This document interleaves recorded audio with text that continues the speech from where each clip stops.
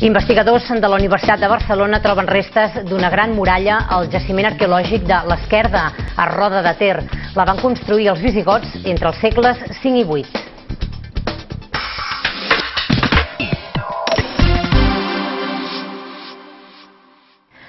Així es veu des de l'aire la població usonenca de Roda de Ter. Ben a prop hi ha una altra roda, una fortalesa citada en documents antics, però que fins ara no s'havia pogut localitzar. Doncs bé, investigadors de la Universitat de Barcelona han trobat restes d'una gran muralla al jaciment arqueològic de l'Esquerda. La muralla la van construir els visigots entre els segles V i VIII i els carolingis la van engrandir entre el segle VIII i el IX. Una descoberta que fa noves aportacions a una època poc coneguda de la història de Catalunya. Aquests espadats sobre el riu a tocar de Roda de Ter garanteixen una situació estratègica privilegiada.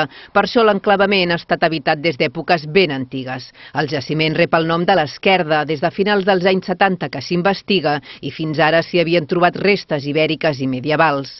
Les últimes excavacions, que s'han pogut fer gràcies a la inversió de l'obra social de la Caixa, han posat al descobert un gran secret. Una muralla molt gran, que de fet sabíem que existia, però que no teníem idea de les seves dimensions. I el que hem vist ara és que fa més de 100 metres de llarg i continua encara cap al cingle, cap al riu, i té uns 3 metres d'amplada. Vull dir que les seves dimensions són molt grans.